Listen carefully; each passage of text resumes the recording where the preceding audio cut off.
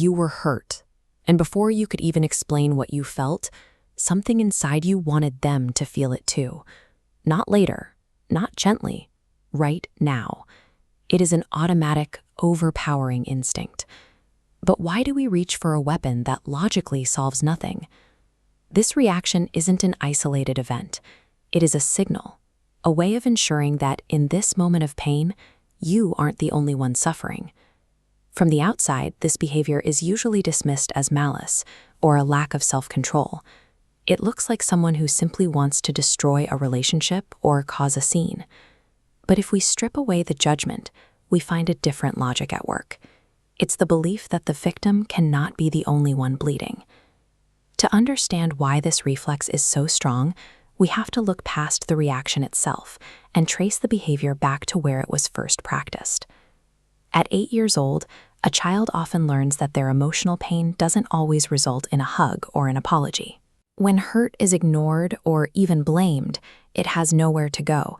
It stays in the body, becoming a weight that the child has to carry alone. This is where a survival strategy begins to form. When the child realizes they can't rely on comfort, they turn toward a different form of protection, hypervigilance and control. The child starts watching everything: the slight change in an adult's voice, the silence that happens right before someone leaves, the specific sound of footsteps approaching the door.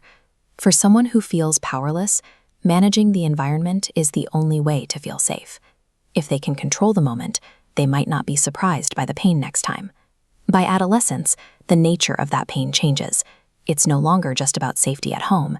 It's about avoiding the sting of rejection and the shame of being seen as less than.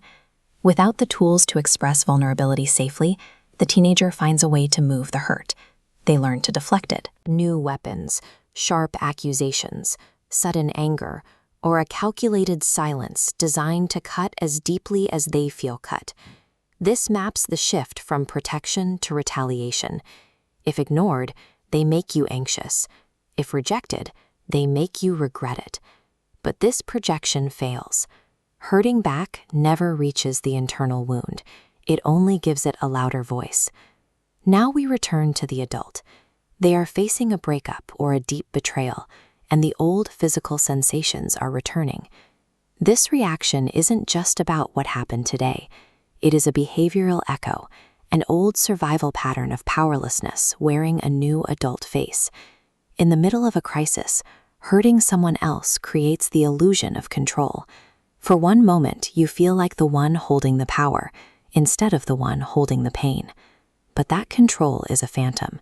Forcing someone else to hurt does not stop your own heart from aching, and it cannot bring back what was lost. Pain handed to someone else is still pain.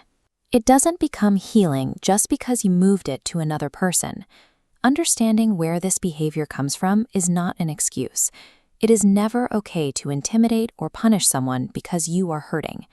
To change the pattern, we have to stop asking the shaming question, "Why did I do that?" Instead, we have to look at the history of the reflex. What did hurt teach me to do before I ever learned how to heal? The child learned to watch.